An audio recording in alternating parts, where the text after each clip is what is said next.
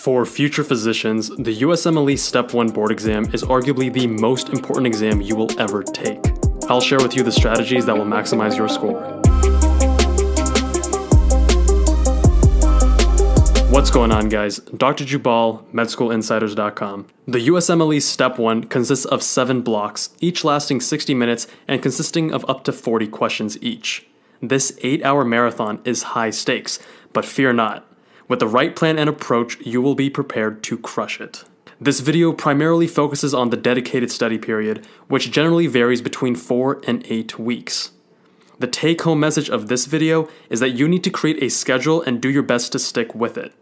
Assuming you have a sound study plan, the deciding factor on whether or not you'll walk away with a score you're happy with is having the discipline to stick with it. A quick word on scheduling your test. I had a 6-week dedicated period and I took my test 4.5 weeks in. I used the remaining 10 days to go on a cruise. And yes, it was awesome. When scheduling your test, it's important to keep 3 things in consideration.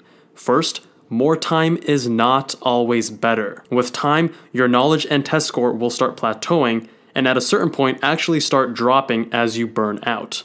Secondly, you want to have a break before starting the grueling journey that is your 3rd year clerkships.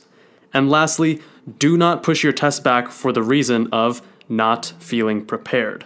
You will never feel fully prepared, and pushing your test back for this reason will likely do more harm than good. Now first, let's decide your resources. The UFAP protocol should be your core. This consists of UWorld, First Aid, and Pathoma. I also use Golian's audio lectures for pathology and Sketchy Micro, which I personally found tremendously helpful, for microbiology. If you are a visual learner like me, I highly recommend it. Now, pick your resources carefully. You do not want to have too many resources during your dedicated study period. You will quickly get overwhelmed and not be able to get through all of them. NBME practice exams come into use as well, but they are not primary study resources. Onto the schedule. Creating a plan of attack for yourself is key. I made my schedule in Excel, and this is what it looks like. Don't worry, I'll explain exactly how I got to this point. You can download the Excel document down in the description below. This is what worked for me, and it's fine for you to use this as a base template, but it is important that you personalize this for your own strengths and weaknesses. For example, if your cardiology is weak, make sure you spend more time on cards. If you struggle with finishing tests on time, then make sure you do plenty of timed practice blocks to improve your pacing, and so on. My days and weeks were highly structured, and this may not work for everyone. I personally preferred this because it removed thinking from the equation. Everything was laid out and I just had to follow it to achieve a killer Step 1 score. The first step in creating the study plan was laying out my daily schedule. Each day, studying was divided into 3 4-hour blocks of morning, afternoon, and evening. I took 5 to 10 minute breaks once per hour during each of these sessions. I woke up every day at 6 a.m. as this was the time I would wake up on test day. At 7 a.m., I walked to school and listened to the Golian audio lectures at usually 1.5 to 1.7x speed. The morning study block started at 7:30, which was always a UWorld block of 46 questions. I would then review the block thoroughly until 11:30. Lunch was 11:30 until 12, and 12 p.m. marked the beginning of the afternoon study block. This block ended at 4 p.m., and I got a quick 30 to 45 minute workout up until 5 p.m. I did evening blocks starting at 5 p.m. from home, but they were broken up with dinner as my mental endurance was waning later on in the day. The first half of the evening block was 5 to 7 p.m., dinner was 7 to 7:30 p.m., and the second half was 7:30 to 9:30 p.m. I was in bed and asleep by 10. I followed this daily structure from Sunday through Friday. Every Friday evening block was for fun and relaxation, meaning Fridays after 5 p.m. I did not work.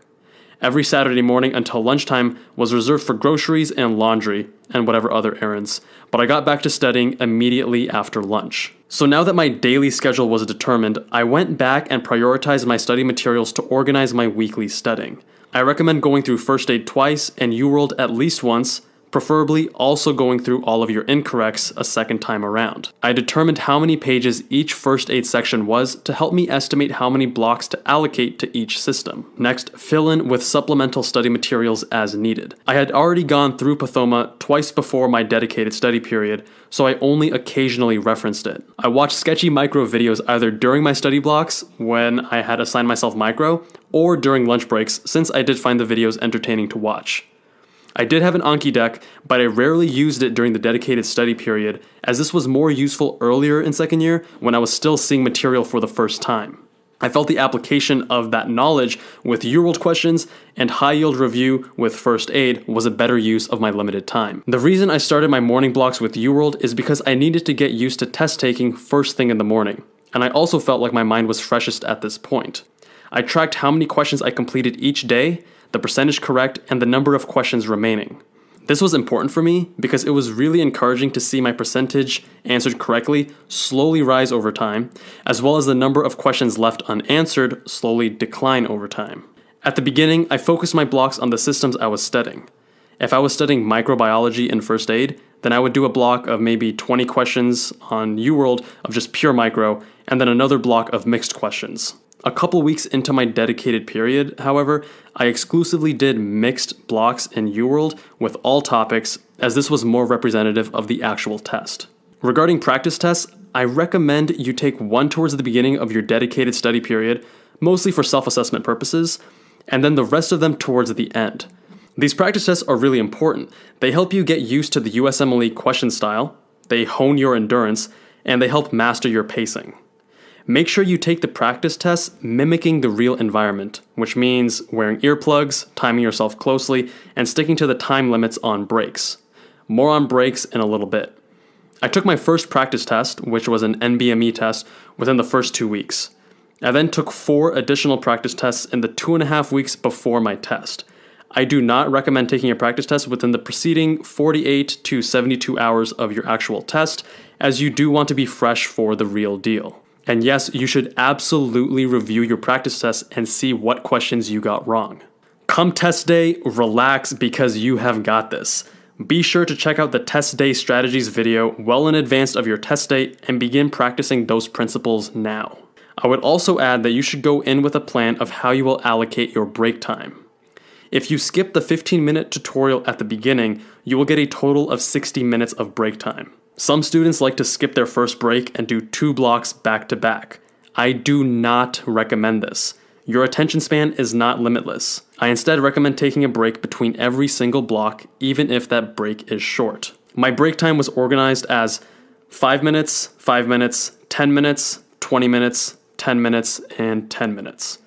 Shorter breaks at the beginning since my mind was less fatigued, 1 longer 20-minute break for lunch, and 10-minute breaks at the end since my mind was more fatigued.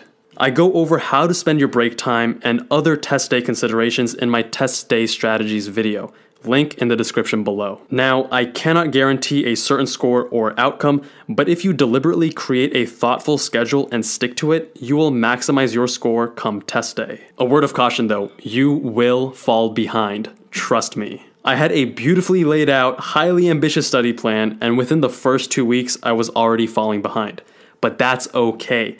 Readjust your schedule and keep at it. There is nothing wrong with shifting things around.